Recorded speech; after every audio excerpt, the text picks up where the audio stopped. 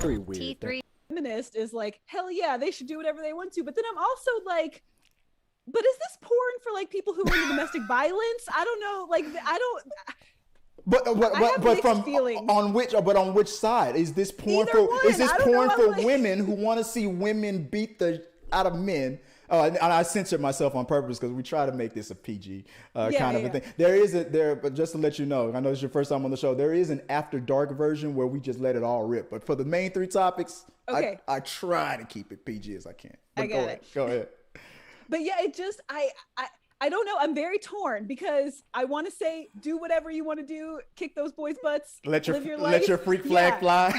Yes, I know. I'm like, put that hair in a high pony and kick all those boys' butts. But then also I'm like, I don't know. I mean, is the Big Show going to be slamming like a 5'2" girl? I don't know if I want to see that. I mean, it's happened before. Every so often they'll do something, make a joke out of it and whatnot. But I guess now the question is, do we want to see the most popular top 10, top 20 female wrestlers facing off against the most popular guys? Or I wonder what drove it. Were the fans asking for this, or was this just something creatively that they started doing? There's a organization. I don't know if correct me if I'm wrong, guys. I don't believe that Impact Wrestling is owned by Vince McMahon. They're in direct competition with him. There's another organization called Impact Wrestling this is a part of their demographic. That's what they do. It's in the show. They'll have men versus men, they'll have women versus women, and they'll have intergender matches. And they act like it's not even a thing. Like from what I can tell, they do it as if it's been done for a century. And it's just because this is how I see it. I mean, this is what I feel that WWE has kind of done in the past. It all depends on the popularity of the person. Because you will have the, what's his name? Rey Mysterio. Like I said, he's like 5 feet tall. You're not going to convince me that he can beat the Big Show. But he does. He has. He's been the champion. Sin Cara. He's really little too, right? Yeah. Exactly. And if their popularity is at a certain level, then the fans are cheering them on. And if they want it, eventually it gets written into the storyline. So I think that's the way to handle it. And what's her name? Becky Lynch. Ever since she became the face, to me, Becky Lynch is the face of the company. It's usually a male wrestler, Stone Cold Steve Austin, The Rock, things like that. But Becky Lynch, ever since she adopted her tagline, the man, Becky Lynch. That's what her t-shirt says. The man. She's the man. And I feel like that was the perfect time to incorporate intergender matches, because she'll get in a man's face, she'll get in a woman. She doesn't care. And I think that was where and she's the most popular wrestler right now. So nobody would bat an eye at seeing her defeat the Big Show, because she's the man. What was that lady from a long time ago? Was it like May or something? There's May. May Young. Was that somebody? There's Beth Was she Phoenix. fighting men? Was is May Young the lady that I'm thinking about that was a legend that recently passed away? May Young I think might. so. I think she passed away like within the last few years. Yeah, that's she was one of the original female wrestlers. No, she never fought against guys, but she did a lot of storylines, and like when in her elder years, she did a lot of funny things and jokey kind of storylines with the male wrestlers. But you might be thinking about, well, the women who have faced men.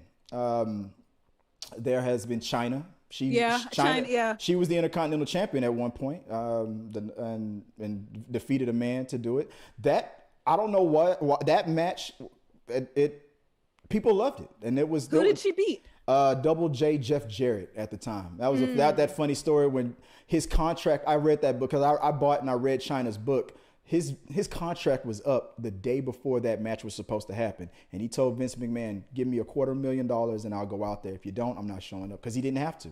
Vince had to pay him. He went out there, he did his job. She became the first female Intercontinental Champion. And then Double J took his $250,000 and got blacklisted from the WWE for life. So was it worth it? Was it worth it?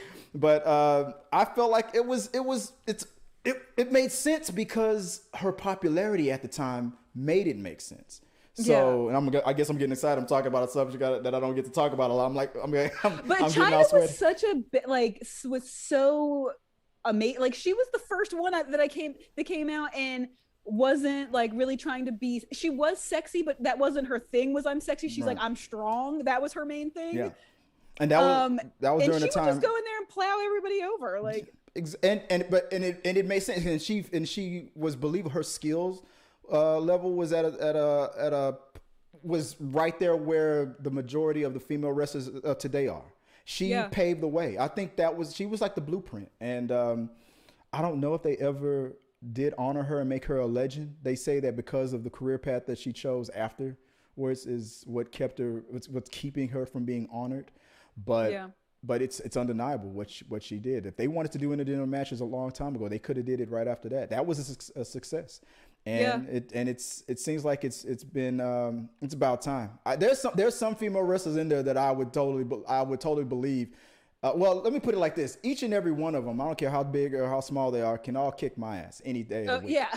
Any day of the week. A trained fighter of any kind. And I mean, I know that professional wrestling has, whatever, it's theatrics and all that kind of stuff, but they're still doing really, really physical stuff for extended, the stuff that they can do. Nobody on the street can do that. So when people talk trash, it's like they're physical actors. Like, right. Yeah. Right. It's like, okay, yeah, you can fall down, but can you fall down properly and then get back up? Because they're doing the acting and they're doing their own stunts. They're stunt. Yeah, exactly. They're professional stunt people and actors at the same time. Exactly. And you have to coordinate this perfectly so you won't injure the next person. So, it's a special talent, because think how many, stunt people in Hollywood do you know by name, and how many actors the actors who do their own stunts? It's like a big deal, and these people, that is what they do all the time. Right. I just realized. See, I've already missed. I'm so involved in the conversation. I didn't realize that the camera was on me the whole time. I'm glad I wasn't like doing anything crazy. I see, because on my screen I could still see myself little, so I didn't think about it. Yeah, look at that screen. That changes a lot. That'll just let me know that I'm not that I'm not paying attention. So it's Friday, guys. It's almost a weekend. Yeah, you got to give a break on Friday. Yeah, I need a mental break. But you already can tell where I'm at. I'm okay with it. I feel like it just depends on the popularity of the character. I wouldn't bat an eye on who they beat. Do I believe that physically they could take on each and every person they're going to probably be matched with? Probably not, but it's not about that. I don't believe half of the men who defeat some of these other guys in these matches could really beat them in real life. I will still cheer because this is the person that I'm being told to cheer, and this